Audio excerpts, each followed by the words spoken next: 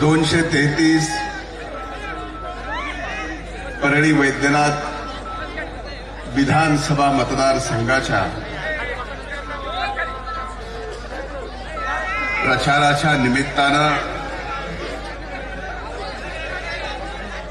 आजच्या ज्याला आवाज कमी आलाय त्याला माहिती आपलं सायलेन्सर पहिल्यांदाच फुटलेलं माईक नसताना सुद्धा शेवटच्या माणसापर्यंत आवाज आपला जाऊ शकतो. जरा दम धरा, लगेच आवाज वाढत नाही. आजच्या या विराट शिरसाळ्यातील प्रचार सभेला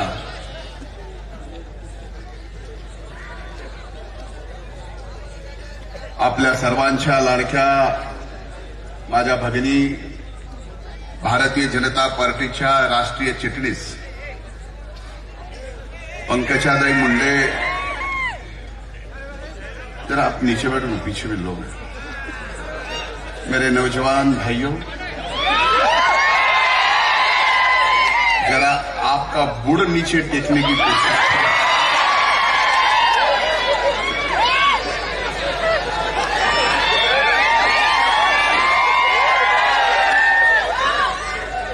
मी यांना असंच बसा म्हणलं असतं तर लक्षात आलं नसतं.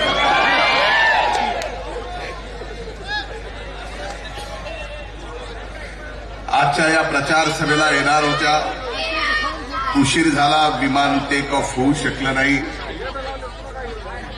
ज्यांनी आपल्याला भ्रमणदूरध्वनीवरून या ठिकाणी आपलं भाषण ऐकवलं, पंकजाताई,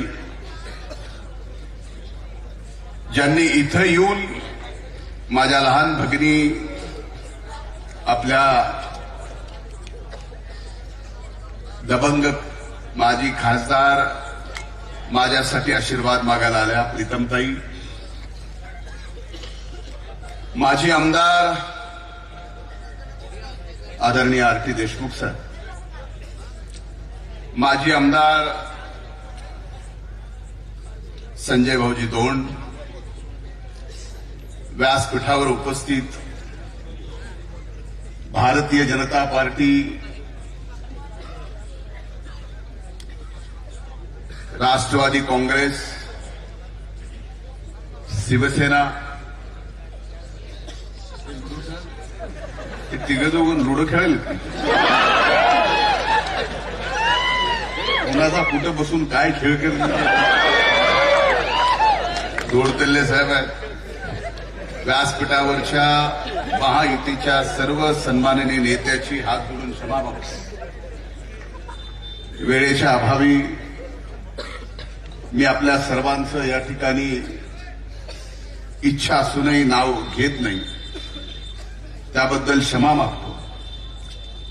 आणि या सिरसाळाच्या विराट सभेला इथं उपस्थित सिरसाळा जिल्हा परिषद गट, नागापूर जिल्हा परिषद गट आणि पिंपरी जिल्हा परिषद गटातील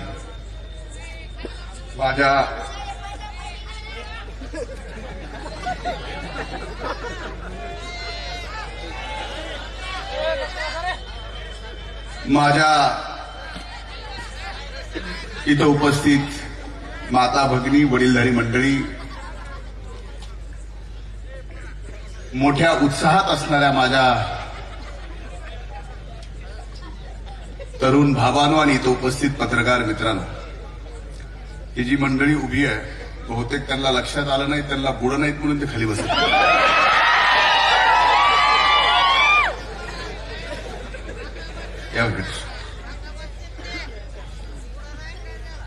या विराट सभेला मी बोलायला उभा आहे.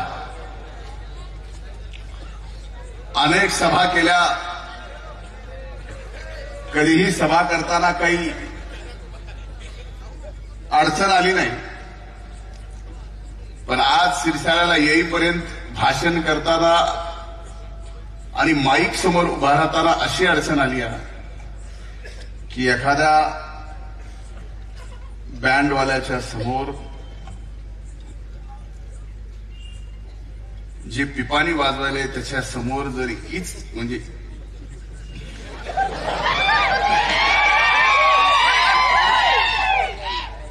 इमली खाने के बाद उसकी जो परिस्थिती होगी तशी माझी भाषण करताना परिस्थिती होतीये, कारण मी भाषण करतोय माझ्या नाकाला लागली धार. त्यामुळं कधी काही चुकून झालं तर थोडं समजून घ्यावं तुम्ही, म्हणून मी सांगायलो, बाकी काय उद्देश. आजची ही विराट सभा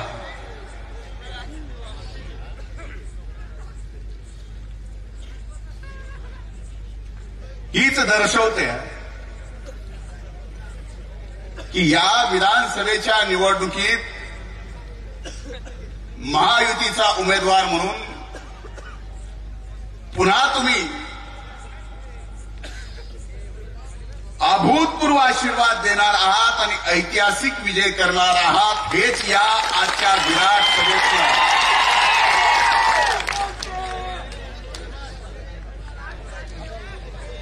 आता हे जे घोषणा देत आहे ह्याचा परिणाम ह्याला कळत नाही,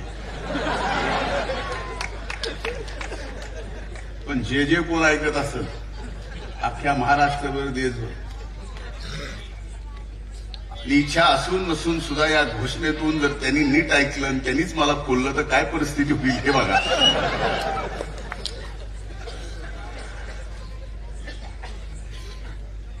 आजच्या या शिरसाळ्याच्या अभूतपूर्व सभेत बोलत असताना मी दोन गोष्टी बाबतीत आपल्याला मनापासून आभार मानणार आहे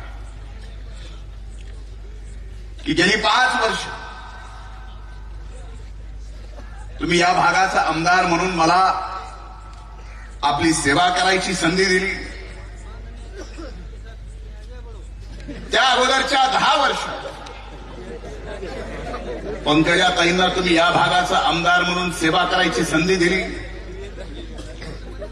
10 वर्ष या जिल्ह्याचं खासदार म्हणून प्रीतमताईंना या ठिकाणी सेवा करायची संधी दिली. इथं असंख्य मान्यवर आहेत भारतीय जनता पार्टी आणि राष्ट्रवादी काँग्रेस पक्षाचे जे लोकप्रतिनिधी म्हणून इथं उपस्थित आहेत, त्यांना सुद्धा आपण आपल्या सर्वांची सेवा करायची संधी दिली. त्याबद्दल मी आपले मनापासून आभार मानतो. ही विधानसभेची निवडणूक फक्त परळी विधानसभा मतदारसंघात चालू नाही. महाराष्ट्राच्या या निवडणुकीत 288 मतदारसंघ आणि या 288 मतदारसंघात निवडणूक चालू असताना राज्याचे माननीय मुख्यमंत्री सुद्धा एका मतदारसंघात उभे आहेत. दोन्ही उपमुख्यमंत्री सुद्धा त्यांच्या मतदारसंघात उभे आहेत. माझ्यासारखे अनेक मंत्री सुद्धा आपल्या आपल्या मतदारसंघात उभे आहेत. महाविकास आघाडीच्या विरोधातले सुद्धा मान्यवर नेते आपल्या आपल्या मतदारसंघात उभे आहेत. पण या सर्वांच्या महाराष्ट्रामध्ये 288 पैकी चर्चा जर कुठल्या मतदारसंघाची टीव्हीवर सोशल मीडियावर जर असेल तर ती कुठल्या मतदारसंघाची आहे? इसका मतलब या मातीत असा काहीतरी दम आहे की त्याची चर्चा झाल्याशिवाय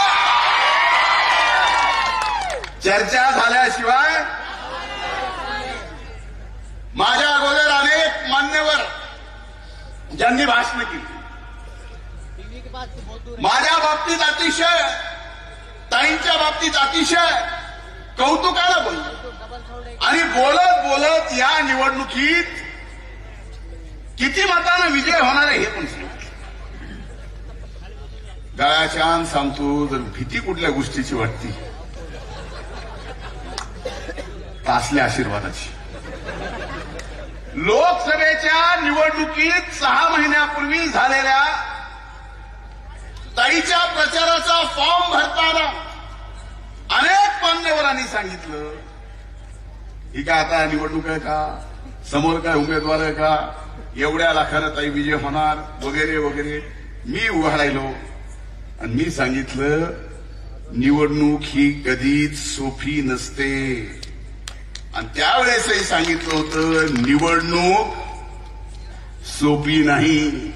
आज तुम्ही एवढी विराट गर्दी केली, याचा अर्थ या क्षणाला सुद्धा मी निवडणूक सोपी समजत. शेवटी लोकशाहीमध्ये ही लढाई आहे. राजेशाहीमध्ये त्या काळात वेगळ्या लढाया व्हायच्या, ते युद्ध असायचं.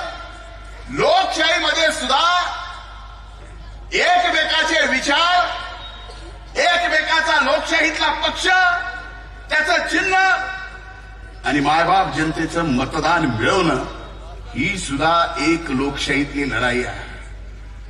आणि मी माझ्या स्वतःच सांगतो, यापैकी अनेक जणांना इथं माहीत असेल की मी जर गावातल्या ग्रामपंचायतीच्या सदस्याच्या निवडणूक जर आपल्या सहकार्याची सोपी घेत नसेल तर मी कधीच कुठली निवडणूक सोपी घेत नाही. विधानसभेची माझी तर कधीच.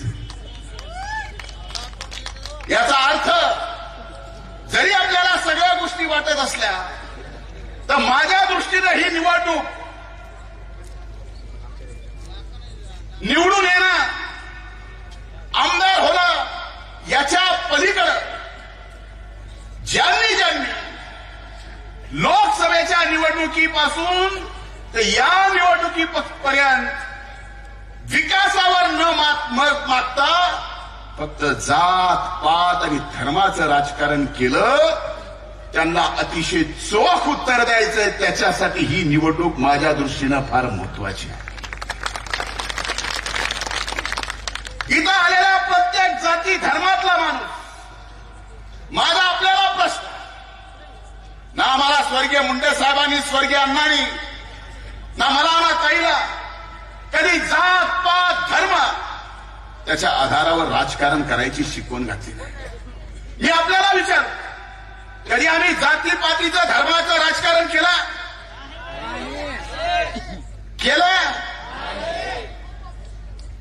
पण लोकसभेपासून आतापर्यंत जे चाललंय ते काय बरोबर नाही. आता या विधानसभेच्या निवडणुकीचं उदाहरण सांगतो. हे काय कुणी निर्माण केलेलं नाहीये. हे जातीपातीचं धर्माचं राजकारण हे निसर्ग निर्मित नाही आहे. हे राजकारण जाणीवपूर्वक या जिल्ह्यात काही जणांना तेवत ठेवायचं आहे. त्याच्याशिवाय त्यांच्या राजकीय चुरी चालूच राहणार नाही. आणि या विधानसभेच्या निवडणुकीत बघा, स्वाभाविक आहे की ज्यावेळेस महायुती झाली, बेटा कितने फोटो काय फोटो कितने फोटो तेरे साथ मेरे है ना?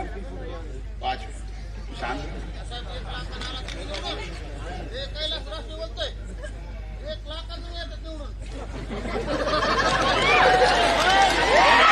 आता या विधानसभेच्या निवडणुकीत मी महायुतीचा याला गपशील होतो. बघा मला काय सांगावं, असल्याने लय बेजार झालं आयुष्यात. याला गप बसू होता, उठला नव्हता, एकदा असं केलं पण सोबती मिळाला. आता तिकडून सोबती मिळालं हे कमी कसं लागली. ते उभा राहून हात वर करून मारायला लागले. हे म्हणला मी बसून उठणार. तुमचा उत्साह समजू शकतो, तुमचं प्रेम समजू शकतो, मला आदर आहे त्या बाबतीत. पण समजून घ्या, महायुती म्हणून निवडणूक लढणार भारतीय जनता पार्टी, शिवसेना, राष्ट्रवादी काँग्रेस पक्ष. राज्यात ठरलं महायुतीचा उमेदवार म्हणून, इथला विद्यमान आमदार म्हणून, मी या भागाचा उमेदवार म्हणून सहज चर्चा चालू झाली. त्यावेळेस हा मतदारसंघ जाणार कुणाकडे? तुतारीकडे. मग तुतारीकडे एवढे उमेदवार म्हणजे बघा, ही तुतारी कुणाकुणाला नादाला होती एकाच वेळेला. म्हणजे एवढे उमेदवार माझ्या विरोधात मारायला. हळूहळू एवढे वाढत गेले की 12 जण झाले, पुन्हा 13 जण झाले. आणि 13 जणाला प्रत्येक जण आलं तिकीट पाहिजे, दिलं कामाला. तिकीट पाहिजे, दिलं. 12 जण येड्यागत कामाला लागले. पण काही जण अशी आई, लेक, जावाई आणि पुन्हा सगळे राहिले. म्हणजे या पक्षाचं जे तुतारी आहे ना, मी हे जे सांगतोय तुम्ही डोक्यात ठेवा. मतदान काय करायचे काय नाही नंतर ठरवा. निष्ठावंत काही जण होते तुतारीचे, निष्ठावंत ते कामाला लागले. एवढे कामाला लागले, संवाद करीत करीत बेजार झाले. पण त्यांच्यापैकी कुणाला उमेदवारी दिली का दिली नसेल? प्रश्न क्रमांक 1. आता दिलं कुणाला? जो ह्यांच्या पक्षातही नाही तोय पंजाकडं घेतला तुतारीकडं आणि उमेदवारी झाला. याचा अर्थ काय? पुन्हा या बीड जिल्ह्यामध्ये, पुन्हा या मतदारसंघामध्ये आपण मात्र जाती पाती धर्मात निवडणूक झाली तरी एकमेकाच्या विरोधात लढत राहावं. याच्या पलीकडे दुसरा काय उद्देश असू शकतो मला सांगा? कारण गावाकडला माणूस जेवढा शहाणा असतो, तुम्हाला वाटतं आम्ही पुढारी इथं बसलेली फार शहाणेत, तुम्हाला वाटतं दिल्लीत बसलेले शहाणेत. गळ्याच्यान सांगतो, तुमच्या एवढं हुशार कुणीच नसतं. एक उदाहरण सांगतो किती हुशार असते गावाकडचा माणूस. मतदार एक गाव आहे आपल्याच मतदारसंघात, नाव म्हणलं तर नाव पण सांगतो. ग्रामपंचायत निवडणुका झाल्या, 9 पंचाची ग्रामपंचायत आणि एक सरपंच. गावाने 4 पॅनल उभे केले. गाव म्हणलं बरं 4 करताय काय? 4 पॅनल उभे केले. गावातले मतदार एवढे हुशार, एका पॅनलचे 3, एका पॅनलचे 3, एका पॅनलचे 3 आणि 4थ्या पॅनलचा सरपंच. एवढं हुशार कोण असू शकतं का? गावाचं नाव आहे लिमगाव, अंबाजोगाई तालुका. आपल्याकडे सुद्धा सेवा सोसायटीची निवडणूक जर झाली आणि त्याच्यात 3-3, 4 पॅनल जर उभे राहिली तर एका पॅनलचे किती उमेदवार? 13. 4 पॅनल उभे राहिलं, उमेदवार किती? 52 चिन्ह. ते बी माहितीचे नसते, काही पण असते. तरी गावाकडे शेतात राबणारा माणूस ह्याचे 3 धरून, त्याचे 5 धरून खेळ होतो का नाही? तुम्हाला जे माहिती ते कुणाला माहित असू शकतं का? सांगायचा उद्देश एवढाच आहे की इथं सुद्धा ज्या पद्धतीनं उमेदवारी देण्यापासून जे काय चाललंय समजून घ्यान का नाही? आणि माझ्या दृष्टीनं आज ही निवडणूक युगपुरुष छत्रपती शिवाजी महाराजांनी वयाच्या 16व्या वर्षी रक्ताचा अभिषेक घालून रायलेश्वरावर स्वराज्य निर्माण करण्याची शपथ घेतली. स्वराज्य निर्माण करायला निघाले. 18 पगड जाती धर्मातले सर्व लोक सोबत घेतले. स्वराज्य उभं केलं. स्वराज्य उभं झाल्यावर त्या स्वराज्याला छत्रपती शिवाजी महाराजांनी छत्रपती नाव दिलं नाही, शिवाजी दिलं नाही, भोसले दिलं नाही, रयतेचं राज्य दिलं. आज 18 ते 25 वर्षाच्या वयातल्या आमच्या तरुण भावांना कदाचित रयते म्हणजे काय त्यावेळेस काय म्हणत असतील? अरे त्यावेळेस रयता म्हणजे आत्ताची जनता, जनतेचे राज्य. आणि त्या रयतेच्या राज्यात छत्रपती शिवाजी महाराजांनी प्रत्येक गावाला गावपूस, गावगाडा घालून दिला. 18 पगड जाती धर्मातली लोक प्रत्येक गावात त्या आदर्शप्रमाणे गुणा गोविंदानी आनंदानी प्रत्येका सुखात दुःखात आनंदात आपण राहतो का नाही? मधल्या काळात ही इमानदारीने सांगा गावागावात परिस्थिती राहिली का? मग ही परिस्थिती पुन्हा निर्माण करायची असेल तर ज्याने कुणी अशा जाती पातीचं आणि धर्माचं राजकारण इथं निर्माण केलं त्याला आता मूठ माती देण्याची वेळ आली. त्याच्यासाठी ही निवडणूक महत्वाची. मी निवडून येण्यासाठी नाही. मी आज या ठिकाणी आपल्याला बोलतोय. 5 वर्ष तुम्ही मला संधी दिली. 5 वर्षात आज तुमच्या डोळ्यात डोळा घालून तुमच्याशी चर्चा करत असताना आणि पुन्हा 5 वर्षानंतर मतरूपी तुम्हाला आशीर्वाद मागत असताना एवढा आता आत्मविश्वास आहे की 5 वर्षापूर्वी जे जे काही शब्द दिले हे 5 वर्षात मी पूर्ण करून दाखवले. म्हणूनच आज तुमच्या डोळ्यात डोळा घालून मी तुम्हाला मतरूपी आशीर्वाद मागू शकतो. अनेक जण म्हणले काय झालं? काय विकास केला, मतदारसंघाचा काय विकास केला, फलानं काय केलं, बिस्तानं काय केलं, कुठं गेली एमआयडीसी, अशा म्हणणाऱ्यांना मी 4-5 एकर जमीन बाजूलाच एमआयडीसीची ठेवली आहे. नाही, तुम्ही काही अर्थ काढू नका.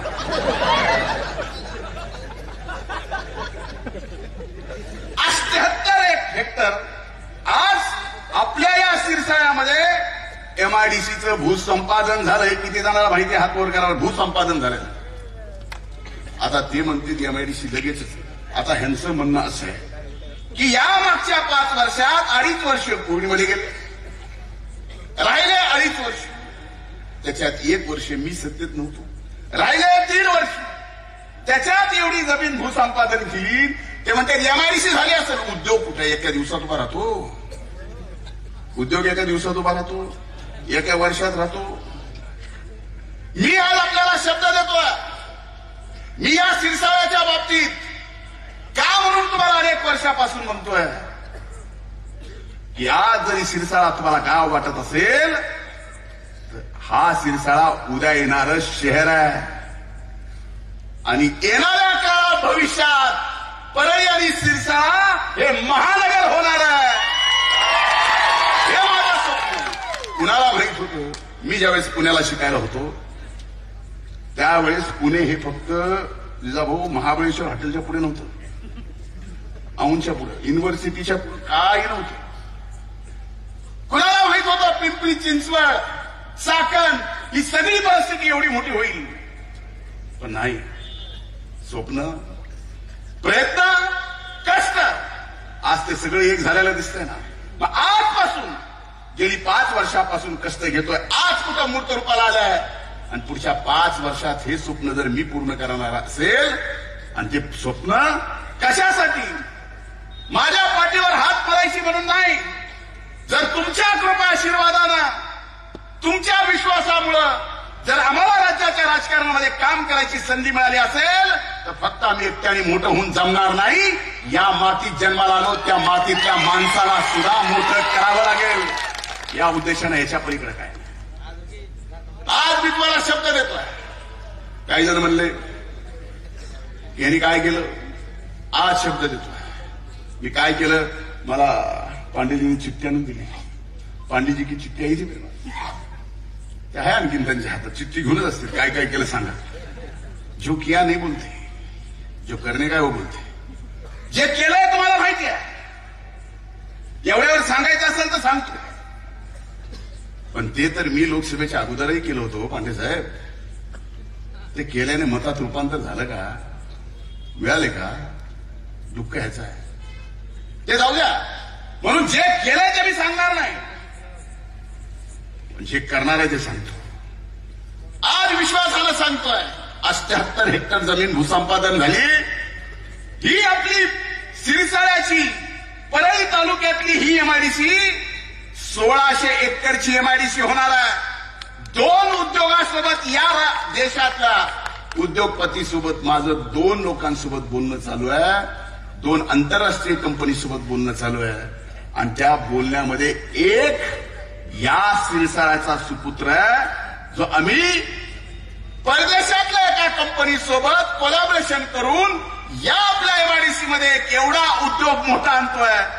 आणि त्या उद्योगामध्ये फक्त आणि फक्त सिरसाळा आणि या 10-15 किलोमीटर अंतरातल्या माझ्या तरुण भावाला आणि बहिणीला नोकरी लागेल. मी जे बोलतोय ते करून दाखवितोय. जर नाही करून दाखविलं तर 5 वर्षात पुन्हा म्हणून तुमच्याकडं तोंड दाखवायला सुद्धा येणार नाही. हे वचन मी आज आपल्या सगळ्यांना देतो. उठलं सुटलं काही आरोप. विकास काय केला? कृषी मंत्री म्हणून काय केलं? सरकार म्हणून काय केलं? आता सरकारने काय काय केलं हे तुम्हाला सगळ्याला माहिती आहे.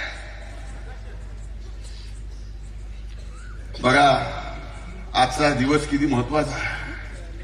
आज योगायोगानं पोहरा देवी येऊन मला आशीर्वाद द्यायला महंत आमदार बाबूसिंह महाराज आज या ठिकाणी येत आहेत, आता स्टेजवर येत आहेत. मी आपल्याला विनंती करतो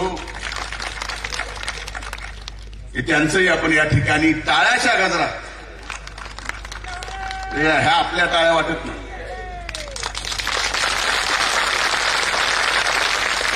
ह्या ज्या वाजविल्या तर कोकणात सुद्धा ह्याच्यापेक्षा जास्त वाजवितात. मला सगळीकडचा सभेचा अनुभव म्हणून सांगतो. आपलं जे ना जगात आपल्यासारख्या सभेची, त्या गर्द्याची, शिट्ट्याची, टाळ्याच्या बरोबरी कोणच करू शकत.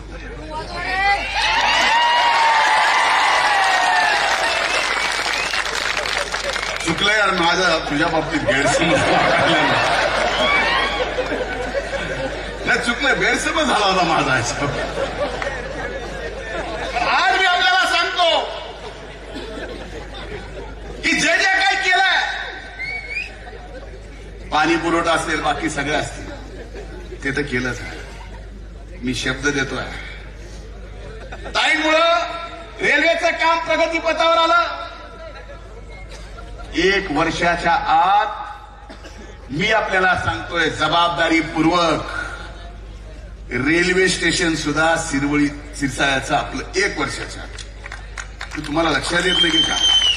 पण इथं जे चालू आहे ना, मैं जिम्मेदार लोगों से भी कहना चाहता हूं, सब जरा इथं आपलं वार्डातलं इकडलं तिकडलं राजकारण सिरसाळ्याचं जरा कमी करा, बस करा. अरे ही निवडणूक विधानसभेची आहे. अरे आम्ही गेलो, तुमचं कसं, जे समोरचा उमेदवार आहे त्यांनी तर तुम्हाला काहीच शब्द दिला नाही, फक्त लग्न करून देतो म्हणून. दुसरं काय बोललाय का? काय पोरं म्हणायला लागले जायला, हे पोरग लग्न. अरे काय तुम्ही गेल्या का हो? ज्याचं लग्न झालं नाहीत पोरांनो, आणि हात वर करायला लागल्यावर लय जणांचे हात होतील म्हणून करणार नाही. पण हे काही मला म्हणजे प्रचाराचा मुद्दा होऊ शकतो, झाला बघा, प्रचाराचा मुद्दा झाला काय तर म्हणजे मला निवडून द्या, मी सगळ्याचे लग्न करणार. देशील बी र, पोरं तयार बी होतील र. पुरींचं कसं? पण ह्याच्यावर का विश्वास ठेवावा? हो ज्या पक्षात होता पंजाबचा नेता कोण राष्ट्रीय, त्याचंच आणखीन झालं नाही. आता त्याचं होईना म्हणून इकडे आला, आणि इकडे आला तुमचं करायला निघाला.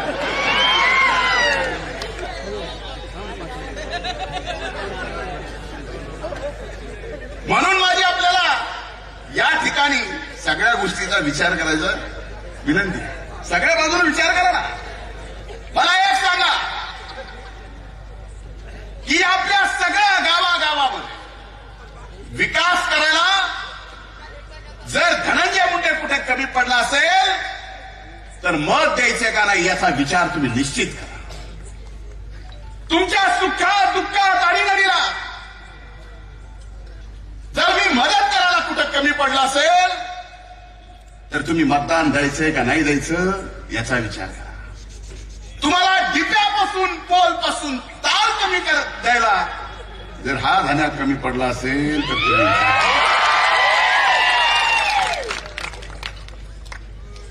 ह्याचा विचार मतदान करताना करा. का मतदान करताना विचार करणार धनंजय मुंडे कुठल्या धर्माचा, धनंजय मुंडे कुठल्या जातीत आलाय, हे विचार करणार आहे. अशी प्रथा परंपरा चालू ठेवायची. खरं मला दुःख आहे या गोष्टीचं. काही दिवसापासून राजकारण आणि मतदान द्यायची पद्धत या लोकशाहीमध्ये अशा पद्धतीने चालू झाली आहे. जातीचा, धर्माचा, फलाना, विस्ताना. अरे असं जर झालं तर भविष्यात कोणी विकासाच्या मुद्द्यावर निवडणूक लढणार नाही. आणि आम्ही जे स्वप्न दाखवतोय ते स्वप्न तुमचे नाही, ते स्वप्न आमचे आहे. आज प्रामाणिकपणानं आज ही जी ताकद आली आहे, ही ताकद धनंजय मुंडे किंवा पंकजाताई मुंडे नाही, ही आमची ताकद आमची नाही, ही ताकद तुमची आहे. अरे आमचं काही अस्तित्वच नाही, तुम्ही आमच्यावर विश्वास टाकता म्हणून महाराष्ट्राच्या राजकारणामध्ये तुमचं अस्तित्व आहे. आणि काही जण हे अस्तित्व संपवायला निघालेत म्हणजे आम्हाला. हे कुणाचं अस्तित्व आहे? तुमचं आहे. आणि तुम्हाला तुमचं अस्तित्व संपू द्यायचंय या निवडणुकीत? द्यायचंय का? इथं सुद्धा सिरसाळ्यामध्ये जेवढे जाती, जेवढे धर्म, शिरसाळा गावात सुद्धा, गावागावात सुद्धा कधी भेदभाव केला ना, सगळ्यांसाठी केलं ना, सगळ्यांसाठी, कुठं कमी नाही. पण आजकाल वेगवेगळे मुद्दे चालू आहेत, निवडणुकीत वेगवेगळं सगळं चालू आहे. कशासाठी? जे काय तुम्ही कराल, जे विचार आणाल, इथून विचार केला तर चुकाल. पण तुमचं माझं नातं हे हृदयाचं आहे. इथून जर चुकाल नाही तर अगदी बरोबर करा. पण हे नातं आपलं आजचं नाही आहे. स्वर्गीय मुंडे साहेबांपासून, स्वर्गीय अण्णापासून ते आतापर्यंत आम्ही आभार मानतो ताईंचे. इकडे येऊन काही जण केजाचे येऊन म्हणायला लागले तुमच्या ऊसाचं कसं, आणि एक कारखानदार अगोदरच इकडं जे चालू व्हायचा ते आता वैद्यनाथ सुद्धा यावर्षी चालू होणार आहे, बरोबर आहे. आणि इतक्या दिवस म्हणजे 14ला ज्या कारखान्याचा व्यवहार केला आता मुंगीचा, काय कुणी कुणी अडचणी आल्या, कधी ते एकदा पुस्तकच लिहिणार आहे त्याच्यावर. आईला माहिती काय काय अडचण आल्या, कुठपर्यंत जावं लागलं. शेवटी तो कारखाना त्यांनी दिला, कारण मी त्या कारखान्याच्या मागं तुमच्यासाठी इमानदारीने लागलो होतो. बँकेच्या लिलाव्यातून मिळाला आणि पुढच्या वर्षी ते सुद्धा कारखाना अतिशय चांगल्या पद्धतीनं उभा तर करणार, चालवणार, पण फक्त तुमच्यासाठी. काय आम्हाला कुणाला भाकर मिळणार का खायला? जाऊ काय अडचण नाही तुम्हाला, त्याला काय अडचण नाही, भाकरच नाही कारखान्यात चालवत लागते. मला असं काय आहे का? कशासाठी? का तर मी एकट्याला मोठं होऊन जमणार नाही. या मातीतल्या प्रत्येक माणूस रस्ते, नाल्या, पाणी, दिवे, बत्ती, घरकुल, अमकं तमकं, रोड सगळं होईल. पण हा सगळा विकास जर केला तर प्रत्येकाचं उत्पन्न दुपटीनं नाही 5 पटीनं वाढेल. विचार करा. माझ्या इथं आता मला माहित नाही का शिरसाळ्यातल्या लोकांनी असं लोकसभेला केलं. मला एक सांग, एक संकट आलं होतं या शिरसाळ्यामध्ये. किती वीट भट्ट्या? 650. काही गोष्टी मी मोजीत असतो, त्याच्यात ईट भट्टी एक मोजतोय अख्ख्या परळीत 2800, 650. एक संकट असं आलं की तुमच्या 7-12वर बोजा टाकला आणि हजाराचा नव्हता, लाखाचा होता का नाही? त्यावेळेस त्या सगळ्या ईट भट्ट्या एका जाती धर्माच्या होत्या का? रुपया तरी तुमच्या 7-12वर बोजा पडू दिला का? त्यावेळेस तुम्ही काहीच नव्हतो, काहीच नव्हतं. ह्या सगळ्या गोष्टीचा विसर, जातीचं, पातीचं, धर्माचं राजकारण आलं की तुम्ही विसरून जाता. अरे अनेक संकट आपल्यावर आले असतील, गावागावात आले असतील, जी व्यक्तिगत संकट आहेत. त्यावेळेस त्या संकटाच्या काळात जर माझ्यासारख्याचं नाव आठवतोय देवाच्या अगोदर आणि त्याचा फोन नंबर आठवतोय, भगवंतानी असले आमदार का काय, मंत्रीपद काय, हे जर विश्वास संकटाच्या काळात माझं नाव आणि नंबर आठवत असेल, त्याच्यासारखा भाग्यवान कोणच नाही. देव काय द्यायला पाहिजे, आणखी काय द्यायला पाहिजे? म्हणून आज मी आपल्या हे सांगतो, आज ही सांगायची वेळ आली आहे. आणि 17 तारखेला यावेळेस मी ठरवलंय, फॉर्म भरायला सुद्धा गाडी पाठवून गर्दी केली आणि शेवटच्या दिवशी सुद्धा सभेला, रॅलीला, परळीला ना सभा ना गर्दी. कारण ठरवलं कितीतरी सभा गर्दी मागच्या 1.5 महिन्यात 50-50 हजारच्या एवढ्या रॅल्याने एवढं सगळं झालं. माणसं बोलवायला आणि गोळा करायला आणि गर्दी दाखवायला आपली कुणी शर्यतच लावणे महाराष्ट्रात. कितीदा शक्ती प्रदर्शन असं दाखवावं उघड्या डोळ्यानं. यावेळी शक्ती दाखवायची आली आहे निकालाच्या दिवशी, की पुन्हा म्हणून आपला नाद या परळी वैधनातला मायबाप जनतेचा नाद पुन्हा म्हणून कुणीच करू नये. ना दक्षिणेकडून करू नये, ना पश्चिमेकडून करू नये, ना उत्तरेकडून करू नये. समजून घ्या. नाद करून ही ताकद दाखवायची गरज आहे. म्हणून आज आपल्याला सांगतोय, आज महायुतीचं सरकार आहे. सरकारचं सगळीकडे मला खरं सांग, महायुतीचं सरकार येणार हे आता सुनिश्चित आहे. त्याला कुणीच रोखू शकत नाही. आता या परिस्थितीत बघा, एवढ्या योजना चालू केल्या, लाडक्या बहिणीची योजना चालू केली, खात्यावर पैसे आले, जे ओरडा लागले तेच आता कोर्टात गेलेत. लाडके भाऊ म्हणले काय, लाडक्या भावाला सुद्धा 6,000 10,000 केलं, ते सुद्धा मिळाले. वडीलधाऱ्याचं चालू आहे सगळं, अन्नाकडे बघून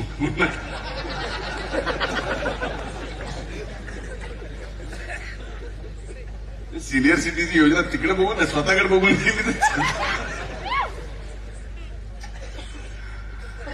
आता हे आमच्यावर टीका करणारे म्हणले शेतकऱ्याचं काय, माझ्यावर आरोप झाले. म्हणजे कृषी मंत्री, मला कृषी मंत्री झाल्यावर कळालं की याच्यासारखी टीका कुठल्याच खात्यावर होत नाही. खरं सांगतो, पावसाळ्यात पाऊस एक दिवस जर जास्त पडला आणि रात्रीचं लाईट जरी गेली, तुम्ही बांधावर असताना दाऱ्यावर, तुम्हाला दुसरं कोण आठवत नाही, मलाच बुचक्या लागतात. बुचक्या का लागत असतात आठवण, हा म्हणजे कसल्या भाषेत आठवण होती माझ्या, मलाच माहिती, मनातले मला तुम्ही काय म्हणता. पण तेव्हा कृषी मंत्री काय केलं, अरे मला अभिमान वाटतो सांगायला, या देशात एकमेव महाराष्ट्र राज्य आहे. आणि कृषी मंत्री झाल्यानंतर 1 रुपयात पीक विम्याची योजना आली. गेला खिशातून तुमच्या रुपयात गेला ना. पहिले सोयाबीनला किती जायचे, 1250, कापसाला खिशातून 1650, बरोबर सांगायला का नाही. आता याच्यात सगळं रुपयात आहे आणि रुपयात मिळालंय, काही ना काही तर मिळालंय. जंगली रंबीत जेवढं मिळत नाही तेवढं तर मिळालं. बघा एवढे हसले म्हणजे सगळ्याकडे आहे का नाही. इथं बसून सुद्धा सगळ्यात कोण खेळायला का काय, ही परिस्थिती.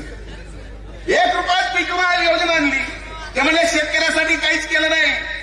अरे आज पीएम किसान सन्मान योजनेचे 6,000 केंद्राचे चालू होते.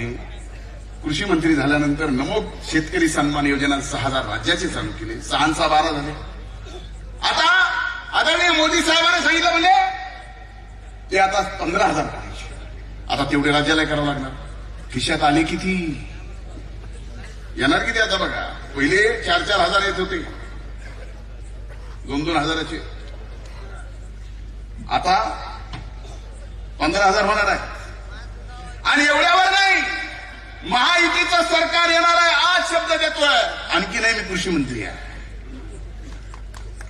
महायुतीचं सरकार आल्यानंतर 3 लाखाचं सगळ्या शेतकऱ्यांचं कर्ज सुद्धा माफ होणार आहे. एवढ्यावर थांबलो नाही, म्हणले लाईट लई दिवसापासून आपण बी लई मोर्चे काढले, मोफत लाईट द्या, मोफत लाईट द्या, मोफत लाईट. झाला निर्णय, आणि असा निर्णय झाला की ना मागचं भरायचं आणि पुढचं येणारच नाही. आता ह्याचा आनंद तुम्हाला कुणाला झाला नाही, याचं कारण आपल्याला या बिलाची मागचं काय हे बी माहित नाही, पुढचं काय हे बी माहित नाही. मोटर तर चालू आहे, खरं का नाही. असं कुणाच्या हातवर करा बरं.